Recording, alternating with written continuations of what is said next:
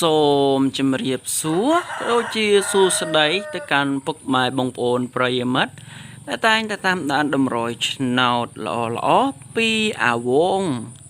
ថ្ងៃនេះអាវងមានលេខថ្មីចែកជូនបងប្អូនលេងទៀតហើយប្រសិនបើបងប្អូនស្រឡាញ់ពេញចិត្តសូមចុច Subscribe ដាក់សញ្ញាកណ្ដឹងក៏ដូចជា Comment ហេង168ដើម្បីយកលាភជ័យហេងសំណាងទាំងអស់គ្នា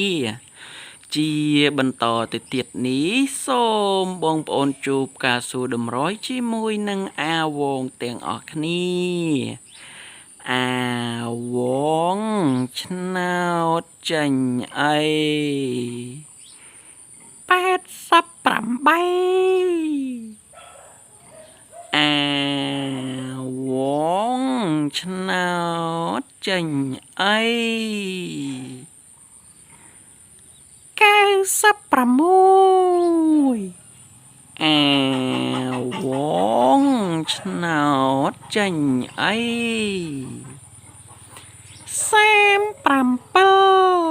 37អាវង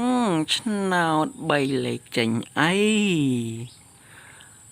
266អាវងឆ្នោត3លេខចេញអី375ជូនពរបងប្អូនហេងទាំងអស់គ្នាជួបគ្នាតម្រុយថ្ងៃស្អែកបន្តទៀត